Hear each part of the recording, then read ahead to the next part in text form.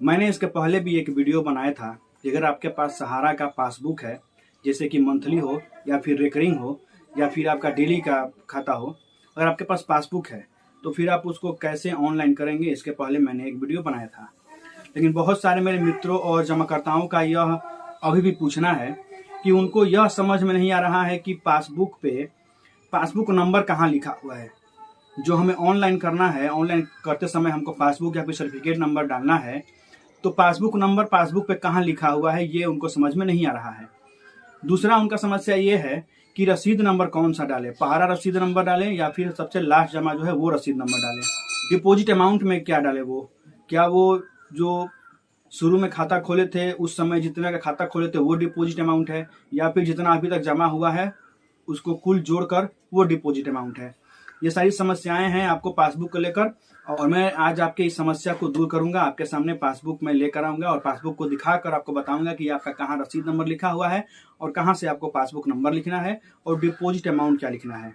तो हेलो दोस्तों, स्वागत है आपका अपने यूट्यूब चैनल पे। मैं नागेश भारद्वाज आप लोग का तहे दिल से स्वागत करता हूँ। दोस्तों, आप लोग का क्वेरी था कि कैसे आप पासबुक का एंट्री करेंगे या ऑनलाइन करेंगे। एक मित्र ने हमसे ये भी पूछा था कि आप जो ये इन्फॉर्मेशन देते हैं आप वो कहाँ से इन्फॉर्मेशन लाते हैं, क्या आप कोई सहारा के एजेंट हैं या आप क्या हैं, आप कहाँ से ये जानकारी लाते हैं, क्या आप सहारा से पूछ कर हमको बताते हैं, क्या आप 100% श्योर हैं या आप जो जानकारी देते हैं वो सही है।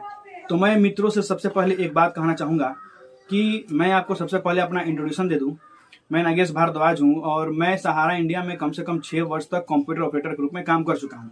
इसलिए मैं जो भी आपको इन्फॉर्मेशन दूंगा वो आप समझ जाइए कि 100% मैं आपको सही दूंगा, क्योंकि मेरे पास कुछ टेक्निकल नॉलेज है जो मैं आपके साथ साझा कर रहा हूँ।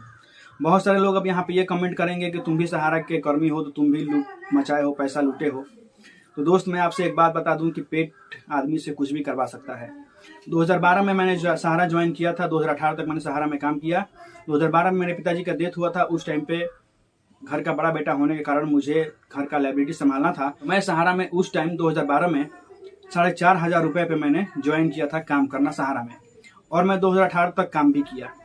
छोड़ने का मेरा सहारा कारण ये हुआ कि मैं सहारा में बहुत बार अपने प्रमोशन के लिए एग्जाम दिया, एग्जाम में पास भी हुआ, लेकिन इंटरव्यू में मुझे छांट दिया जाता था क्योंकि मेरे पास पैरवी नहीं था किसी बड़े अधिकारी का कि मुझे प्रमोशन मिल जाए। और मैंने जिन लड़कों को पास करवाया वो लड़के आज प्रमोशन ले लेकर सहारा में अपना काम कर रहे हैं।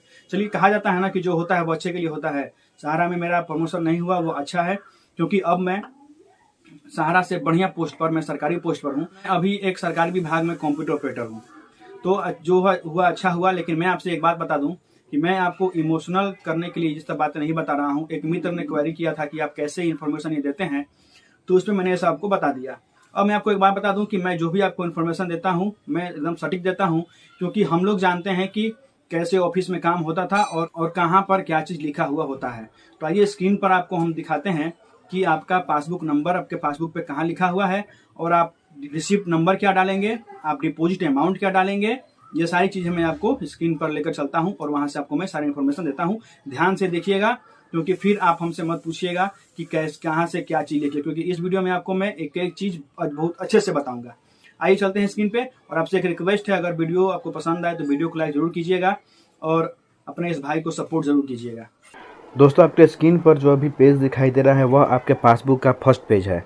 आप भी अपने हाथ में अपना पासबुक रख लें ताकि आपको समझने में आसानी होगी। मैं आपको एक चीज़ बताऊंगा कि कौन सा इसमें कहाँ लिखा गया है और क्यों लिखा गया है। सबसे ऊपर आप देख रहे होंगे एप्लीकेशन नंबर लिखा गया है। ये एप्लीकेशन नंबर क्या होता है आप समझ लें। एप्लीकेशन नंबर वो होता है कि जब आप अपना नया खाता कटवाते हैं सहारा में तो उसमें आपको एक फॉर्म भरना होता है, जिसमें आप अपना डिटेल सारा भरते हैं, अपना नाम, पता, नॉमिनी का नाम, कुछ सारी डिटेल जब भरते हैं आप, तो वही यहाँ पे उसका फॉर्म नंबर यहाँ पे लिखा जाता है कि आपने कौन सा फॉर्म भर के दिया था। क्योंकि CRCS के साइट पे ऑनलाइन करने में एप्लीकेशन नंबर कहीं नहीं डालना है, इसलिए आप इसका उपयोग नहीं करें तो अच्छा रहेगा। अब आते हैं, आप देख रहे होंगे दाहिने साइड में ऊपर की तरफ पासबुक नंबर लिखा गया है। यही आपका पासबुक नंबर है। आप नीचे देख रहे होंगे कि 4 डिजिट में एक अंक लिखा गया है। आप 4 डिजिट वही केवल आपका पासबुक नंबर नहीं है, फिर उसके नीचे देखिए, फिर आपको 6-7 अक्षर में आपको लिखे हुए कुछ नंबर दिखाई देंगे। तो ये दोनों को जोड़कर आपको लिखना है, जैसे कि 421000671481। ये पूरा आपका जो है वह पासबुक नंबर हो जाएगा। फिर आप नीचे आइएगा तो नीचे देखिएगा तो आपका अकाउंट होल्डर नेम का दिखाई देगा, मतलब किस नाम से आपका अकाउंट कटा था, आपका नेम दिखाई देगा। फिर नीचे आप देखेंगे तो आपका डेट ऑफ बर्थ दिखाई देगा। उसके नीचे आपके पिताजी का नाम या फिर आपके हस्बैंड का नाम दिखाई देगा। और फिर उसके नीचे आपका एड्रेस दिखाई देगा कि आपने किस एड्रेस पर यह फॉर्म कटवाया था। और उसके नीचे आपको नॉमिनी का नेम दिखाई देगा कि आपने फॉर्म भरते वक्त नॉमिनी क्या डाला था। अगर आपने 2 नॉमिनी डाला होगा तो आपके पासबुक पर 2 नॉमिनी दिखाएगा, अगर 1 डाला होगा तो आपके पासबुक पर 1 नॉमिनी दिखाया होगा। ठीक है, ये फर्स्ट पेज का आपको क्लियर हो गया। फर्स्ट पेज में आपको नाम आपका मिल जाएगा, पासबुक नंबर मिल जाएगा, ये आपको वहाँ पे इंगित करना है आपके CRCS पोर्टल पे। अब आते हैं सेकंड पेज पे। सेकंड पेज में सबसे ऊपर आपको अकाउंट नंबर लिखा दिखाई देगा। यही अकाउंट नंबर आपको अपने CRCS पोर्टल पर फिल करना है। फिर आपको उसके सामने दिखाई दे रहा होगा अकाउंट ओपनिंग डेट। यही ओपनिंग डेट है जो अकाउंट का, आपको यही CRCS पोर्टल पर डालना है। यही आपका खाता खुलने का तिथि है, यही आपको CRCS पोर्टल पर डालना है, ध्यान रखिएगा। फिर आप नीचे आइएगा, देखिएगा कि ये आपका डिनोमिनेशन है, मतलब आपने कितने रुपए का खाता खोला था। मैंने 500 का खोला था, इसलिए मेरा यहाँ पर 500 रुपये दिखा रहा है। फिर उसके सामने देखिएगा तो यहाँ पे मैच्योरिटी डेट है, मतलब कि मेरा कब खाता पूर्ण हो रहा था। ये मैच्योरिटी डेट आपको नहीं डालना है CRCS पोर्टल पर, आपको केवल अकाउंट ओपनिंग डेट डालना है जो ऊपर है, ध्यान रखिएगा। फिर जब आप नीचे आइएगा तो आपको मेंबरशिप नंबर दिखाई देगा कि आपका मेंबरशिप नंबर क्या है। ये मेंबरशिप नंबर आपको CRCS पोर्टल पर ऑनलाइन करना है। फिर आगे आपको टेन्योर दिखाई देगा कि आपने कितने महीने के या कितने साल के लिए आपने अपना खाता खोला हुआ था। मेरा यहाँ पे 180 मंथ दिखा रहा है, यानी कि मैंने अपना ये खाता 180 मंथ के लिए खोला था। फिर उसके सामने आप देखेंगे तो आपने मंथली खोला था कि ईयरली खोला था कि हाफ ईयरली खोला था या डेली खोला था, ये आपको सामने यहाँ पे दिखाई देगा। ठीक है, ये हो गया सेकेंड पेज। अब आते हैं आपका रसीद नंबर कहाँ होता है और कैसे आप लिखेंगे उसके बारे में समझ लेते हैं।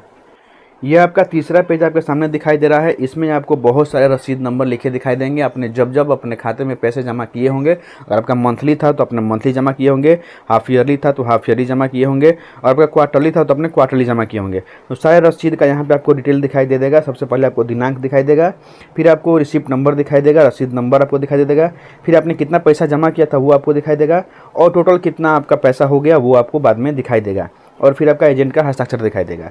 तो ये सारी चीज़ें आपको इस पेज पर दिखाई देंगी। अब सवाल ये उठता है कि हम पहला रसीद नंबर ही CRCS पोर्टल पर क्यों डालेंगे।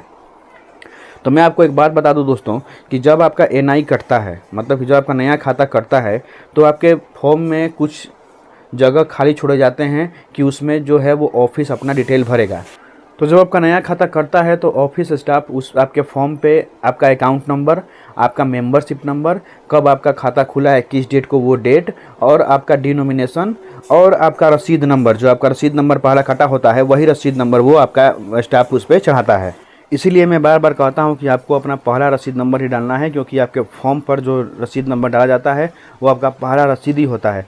अगर आपके पास पहला रसीद नहीं है तो कोई दिक्कत नहीं, आप अंतिम रसीद भी डाल दीजिए, या अंतिम भी नहीं है तो कोई भी एक रसीद नंबर आप डाल सकते हैं, कोई दिक्कत नहीं है। लेकिन हाँ, अगर पहला रसीद है तो मैं तो ये कहूँगा कि आप पहला रसीद ही डाल दीजिए, क्योंकि सहारा के पास जो आपका डिटेल है उसमें पहला रसीद ही इंगित है। इसीलिए मैं कहता हूँ कि आप पहला रसीद डालिए। अब अगर बात करें कुल जमा राशि की, तो आप अपने पासबुक में देखेंगे सबसे लास्ट रसीद आपका कहाँ पर चढ़ाया गया है। सबसे लास्ट रसीद जहाँ चढ़ाया गया होगा वहाँ पे आप देखेंगे कुल जमा राशि आपका लिखा होगा, टोटल योग लिखा होगा। आपको वही राशि, सबसे अंतिम राशि जो है उसको CRCS पोर्टल पे चढ़ा देना है। अगर आपका पासबुक अभी अपडेट नहीं है तो सबसे पहले आप अपने सहारा ऑफिस जाएंगे और वहाँ से आप पार्टी लेजर निकलवा लेंगे, जो भी वहाँ पे स्टाफ होंगे। पार्टी लेजर निकालने के लिए अगर उनके पास पेज नहीं होगा तो आप अपने WhatsApp पर पार्टी लेजर ले लेंगे और घर पे आके सारा पासबुक को एंट्री कर लेंगे। जी हाँ, आप भी अपने आप भी एंट्री कर सकते हैं अपने पासबुक का, बशर्ते आपके पास पार्टी लेजर होना चाहिए, आपके खाते का डिटेल होना चाहिए। अब आप पूरा एंट्री करके और टोटल राशि वहाँ पे लिख लेंगे CRCS पोर्टल पर। तो आपको CRCS पोर्टल पर यही कुल जमा राशि आपको एंट्री करना है। इस वीडियो में हमने आपको सब कुछ बता दिया है कि कहाँ से आप अकाउंट नंबर लिखेंगे, कहाँ से आप मेंबरशिप नंबर लिखेंगे, कहाँ से पासबुक नंबर लिखेंगे और कौन सा जमा राशि आप लिखेंगे, अकाउंट ओपनिंग डेट क्या है। ये सारी चीज़ें हमने आपको पासबुक में अच्छे से बता दिया है। आशा है कि आपको समझ में आया होगा। अगर आपको समझ में आया होगा तो वीडियो को लाइक और चैनल को सब्सक्राइब जरूर कीजिएगा। और अगर आपके पास कुछ क्वेरी हो तो कमेंट बॉक्स में लिखिए, आपका वो क्वेरी का समाधान किया जाएगा।